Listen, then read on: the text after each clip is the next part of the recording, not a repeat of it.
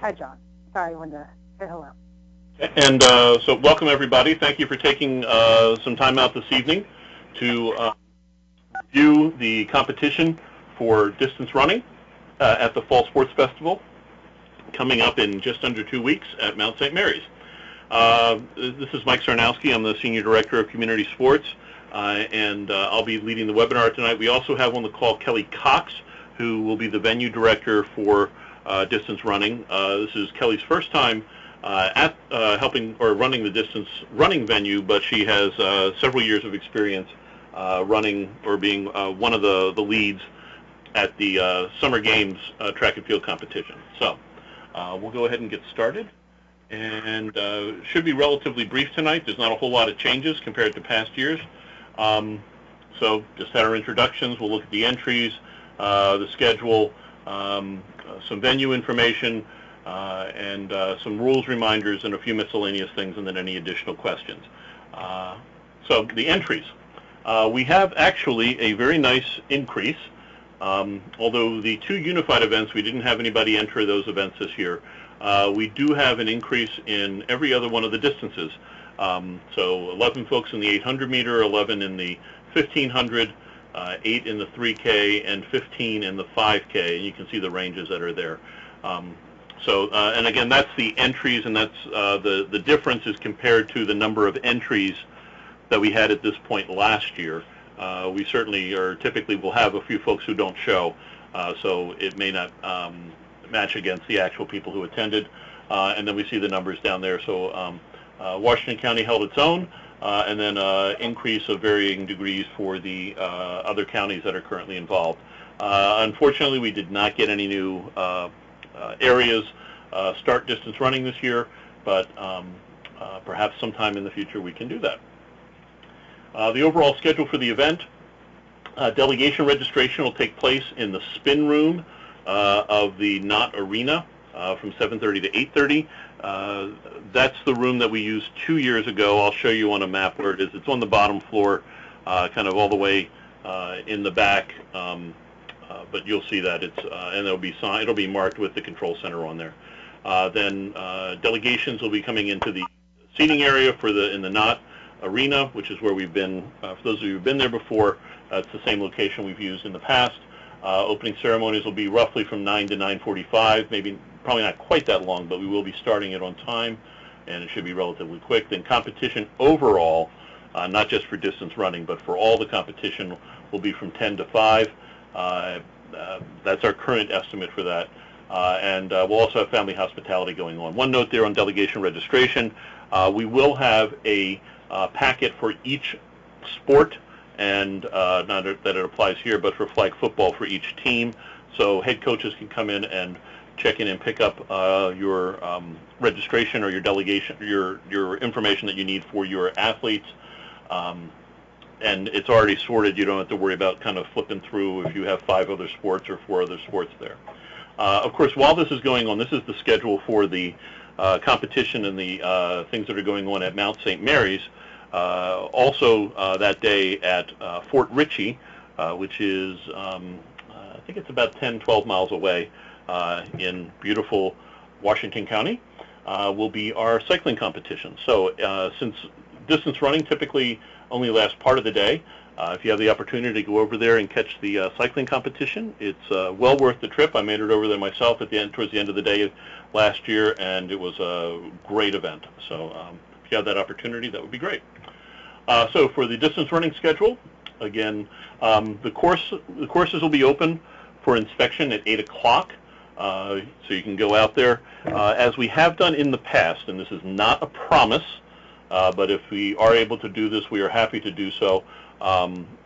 If we have golf carts and personnel available, we can take coaches out and or some athletes out if you want to go out and inspect the course. You, of course, can run portions of the course as well, but you don't want to wear, or your athletes don't want to get worn out in the process there. But that way, if you want to check anything, we'll have that opportunity. Again, I can't promise you that we can have somebody take you out on a golf cart, but that there is that possibility if the resources allow. We also will be doing, Kelly and I will be setting up the course with our folks from the Mount. A guy named Tom Crone is the lead from the Mount for distance running this year. And if we notice anything in terms of mud or other kind of course abnormalities, we'll let you know at the coaches meeting and all. So, but it's a great opportunity if you have that chance to get out there and take a look at it. 10 o'clock, again, this doesn't have the ceremonies, but ceremonies go back up for opening ceremony at 9 and then come back down for a quick coaches meeting at 10 o'clock. And then we'll do the staging for the 5K. The order there will be 5K, 3K, 1,500, and 800. So longest distance races down to the shortest distance races. The rationale behind that is it helps us manage the marshals that we need out on the course. And so then we should be done since the times are roughly the same in terms of the running times as last year. So if we stick to our schedule and we're able to stick with stuff, we should be wrapped up around noon. We'll talk about lunch in a minute, but then folks can go back up to the awards area. We'd like all distance running athletes to get up there by 12:45, and then we can do the awards presentations at 1 o'clock. This is the overall map of Mount St. Mary's. Most of you, this is Route 15 to give you an orientation or whatever. 140 is up this way, or this is north going up this way, and then the town of Frederick is south going down this way. So in most cases you're going to come in this entrance. Well, for this side of campus, in all cases you'll come in this entrance and then pull around. Large parking area here. I will tell you that the college will not be blocking off this road, College Lane, that goes down the distance here. So there is a limited amount. There's not a huge amount, but there's a limited amount of parking down by the actual start and finish area of the course. It's sort of, let me see if I can. No, it's cut off on the map, unfortunately. But if you just go down College Lane and turn left, you'll go right past the stadium. Will be on your right-hand side, and you just go past, and you can park there. Again, it's limited. So, but since we won't be running through that area, and we don't have any. All the competition is on this side of College Lane, whether it's distance running or flag football or whatever. We're having them open that up. That said, you may want, if you're going to do that, you may want to wait until after opening ceremonies to drive down, but it's your call. So we'll have distance running going on. Again, the starts and finishes will be, again, roughly the same place that we've always had it. Right alongside that will be the flag football competition. We have 12 flag football teams that are playing this year, so if during any downtime, you can go over and take an eye at that. This whole complex here is the NOT ARCC. I think it's Athletic, Recreation, and Community Center. I'm not sure what the other C is. But in this venue, on this side of it, is the arena. That's where opening ceremony will be taking place. Also, the powerlifting competition will be taking place in that same exact location immediately following opening ceremony. Over on this side is the field house. We'll have volunteer registration going on in there.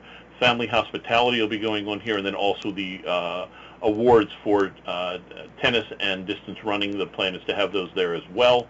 And you can enter that through the main entrance, which is right here in front of the building. I mentioned about the spin room or the control center. That, if you are coming into the building here, on the bottom floor, you just go all the way to the back, and it's a small room. It's called the spin room because it has several stationary bicycles that they use for spin classes. So we'll be setting up that there, and you can come down. Either you, or if you have a head delegation and you want him or her to pick up all your information, you can do that. You can have them do that as well. So I mentioned about all the other sports except for tennis. Tennis will be going on the tennis courts, which are right outside the building here. And again, if you have the opportunity to stop in and see some of that competition, that would be great. The actual courses themselves, we had looked to potentially change the courses this year, get a little bit of less redundancy.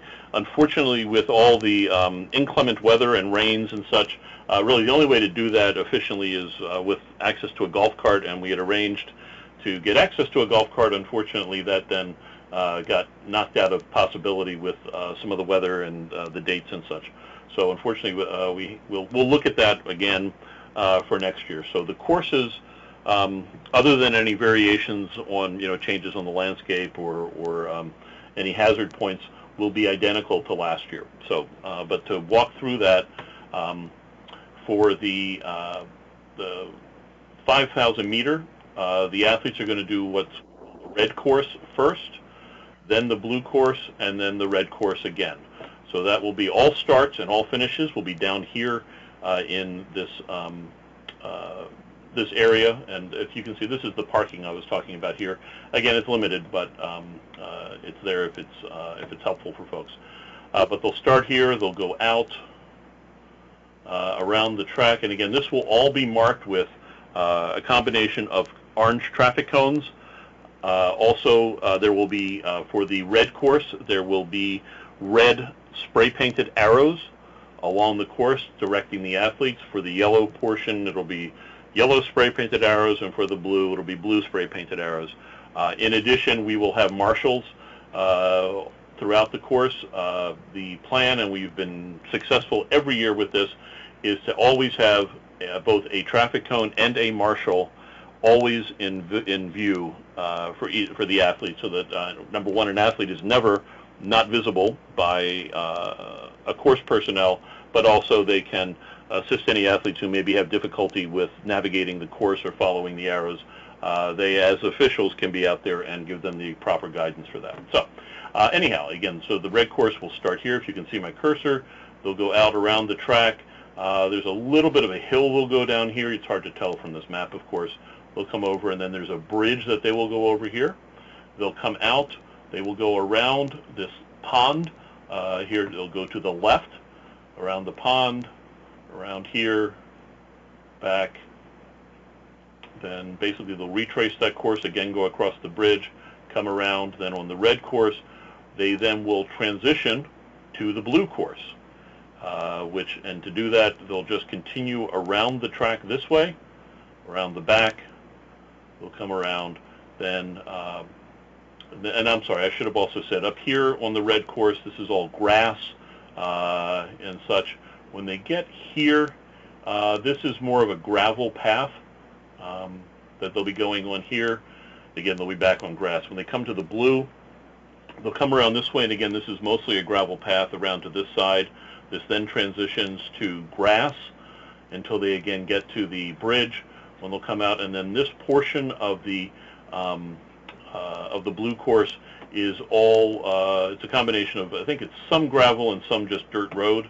It is the actual portion of the cross-country course for the college or the university. So anyhow, you'll go across the bridge, out here, there's a turnaround point, and then we'll come back on the blue again, then retrace the blue back around this way, and when the runners come around back this side, they'll redo the red course one more time. So they'll go through again across the bridge, around, and back, and then they'll finish. We'll have a finish chute right here. Basically, they will be finishing right where they started the race. So relatively straightforward. I should point out also, this really only helps on the 5K, is this area in here, if you can see where the cursor is a maintenance area, and they will have the gates open here so that both we can drive golf carts through there to get the marshals out to the course and get them back, but spectators are welcome to walk through here and come to watch this portion of the course here. Additionally, and this will apply to both the 5K and the 3K, we will have, there'll be a water station here at the start-finish, but for the 5K and 3K, we'll also have volunteers at this point here, where it transitions from red to blue and back, having water available for those runners who wish to have water. Again, it's at their option that they'll do that. So then so that's the 5K, and that's some of the general things related to the 5K and the other races. For the 3K, again, start in the same location. They'll go out around this the red course twice. When they get to this end here, we'll have a turnaround point that'll adjust it so that the distances stay the same or match the distances that we need So they'll come back down from the red course, go around and go back out for one more time around, and then back and finish. For the 1500, we won't have a water station other than at the finish, of course. For the 3K, we will still have this water station here in case anybody wants it. For the 1500, they'll take that exact same red course out and around the pond and back and finish up there. And then for the yellow course, for the 800 meter, they will start here, go out.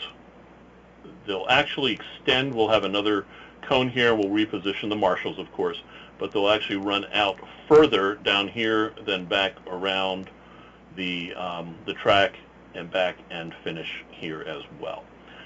Just a single lap for the 800. So again, relatively straightforward. If you've been there before, and I realize not everybody may have been there before, but if you've been there before, the courses are identical. The only variation being if there's any hazards or whatever on the course itself. And until we get out there on Friday, we can't. If there is any, I will tell you this, if there is anything significant that makes a significant change or deviation from this course, we'll send an email out on Friday night, and we will, of course, go over it on Saturday. We've used this basic course for several years and haven't had that kind of an issue, but we will make that commitment to you that if there is any kind of a significant change, we'll let you know. Again, the courses, we've touched on much of this already, mixture of varied surfaces. I don't think there's any portion of the course that's actually paved, like asphalt.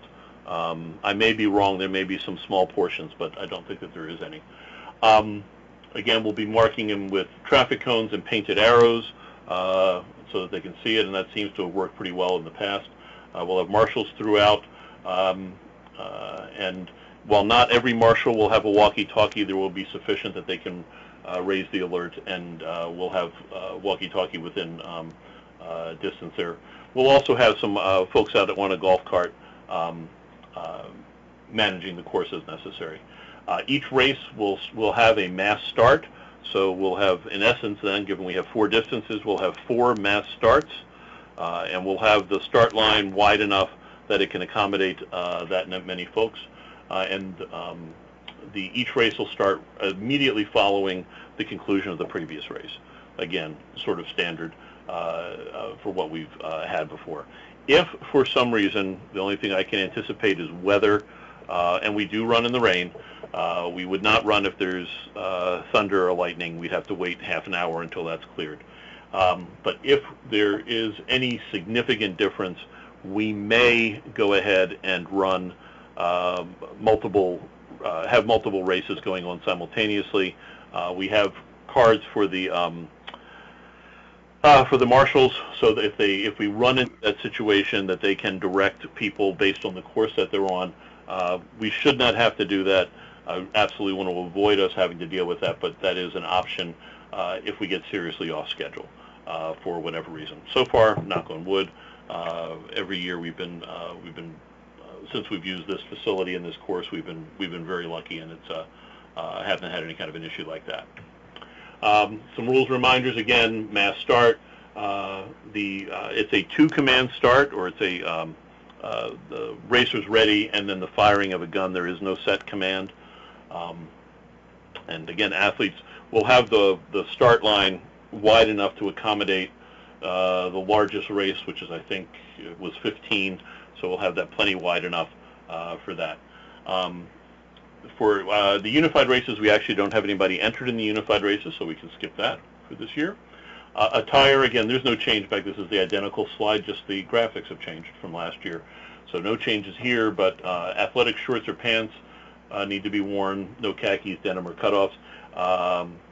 No medals, ribbons, name badges, headphones, or anything like that, other than medical alert bracelets and stud earrings, that type of thing. You can wear, the runners can wear a wristwatch or another personal timing device. No advertising. That's a standard thing, other than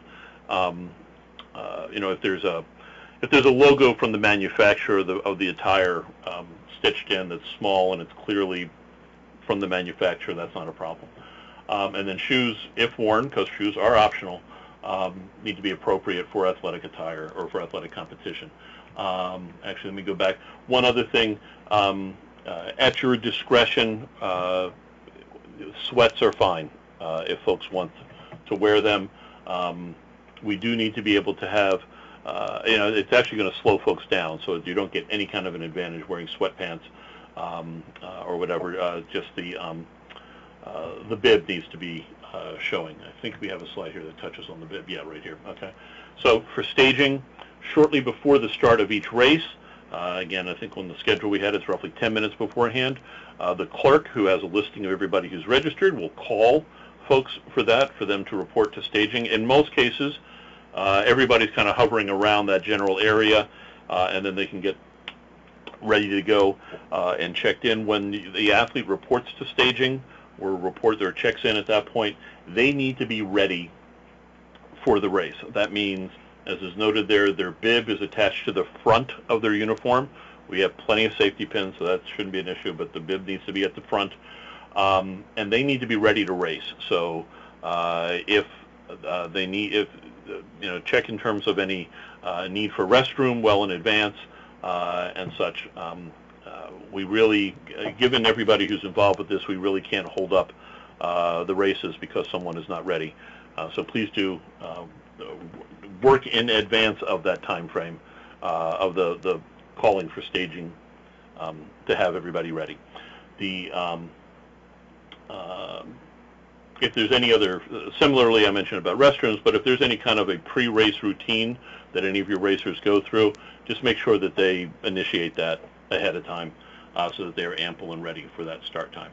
If there's going to be any kind of a significant change from the start time of a given race, Kelly will know. Ron Freeman will also be there present to help out. Ron won't be running the event since he runs the track at Summer Games and he runs the snowshoe venue. He just wants to come and help out for this. But they'll be there and they can answer any questions for you that you may have to get things, or if there's any kind of a deviation, they can give you an estimate if there's any kind of a change.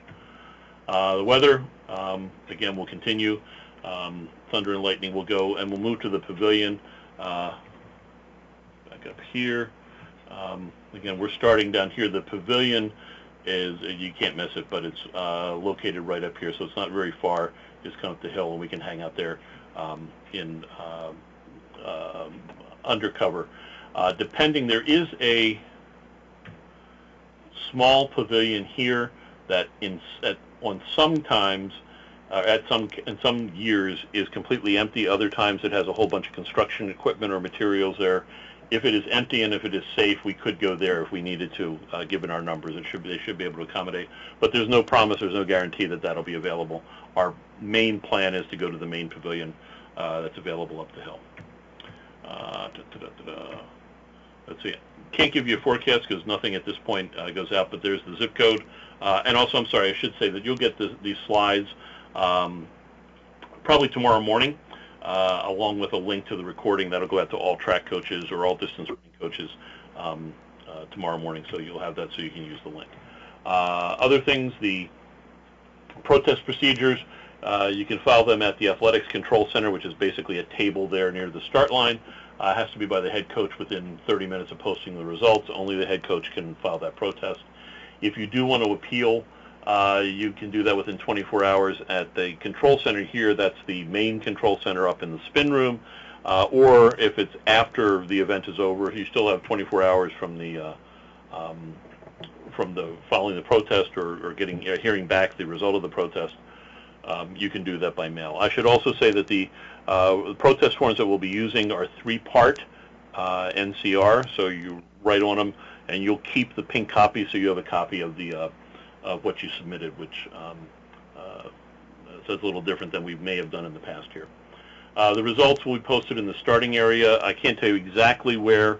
We need to see what the setup is and what the main location is. It may be us taping them to the table in an open area that people can come and refer, because again, it's not all that long that they'll do that. We'll also be emailing them out no later than Tuesday the 27th. Typically we've beaten that by a couple days, and we'll again strive to do that, but we'll send them out no later than the 27th. Mentioned about the water station, and then if there are any special needs that anybody has, could be anything, let Mike or Kelly know by email. Again, I mentioned about the ceremonies are there, the awards, again, please go up there at that time. Lunches will be delivered to the venue. So also, if you have any special lunch needs, like the standard are turkey, ham, vegetarian, and gluten-free. If you need anything special beyond that, let us know by email, and we'll put a note on that when we send the slide deck out for you. And then also we have the event guide that'll come out no later than Friday, and will be emailed out to all the coaches for whom we have emails. Mentioned about the hospitality area earlier on. That'll be in the Knott Arena. That'll be open from 10 till 4. That's basically in the same location that the awards will be presented. Folks can stop by there and take part in that. And then lastly, we do have an evaluation survey that is very brief. We use the same set of questions for all of our competitions. It's a total of, I believe, 12 questions, and they're all rating of how you feel. So it's 12 questions and a space for comments.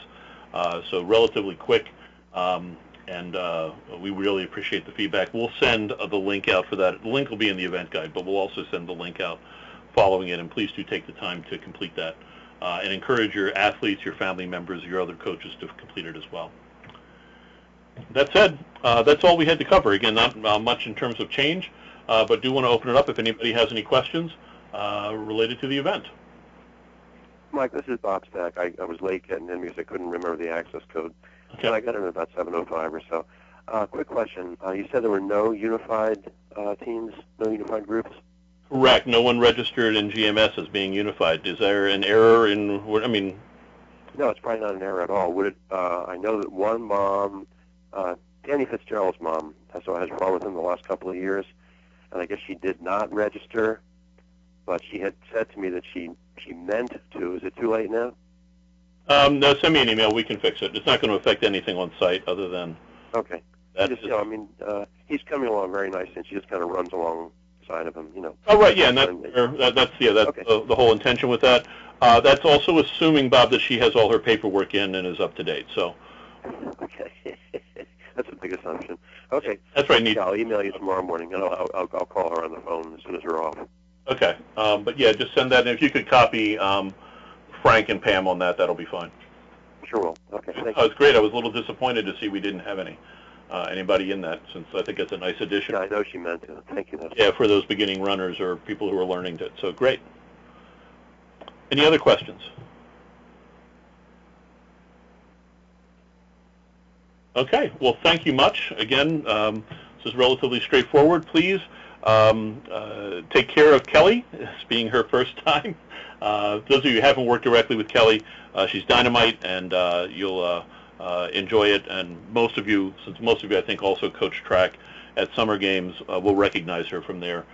She and Ron make a great team, and again, though Ron is not in charge here, he'll still obviously have a lot of impact on running this great event, and it'll be nice to have them switch hats between the two. So thank you much, and have the rest of your evening. Thanks for taking the time.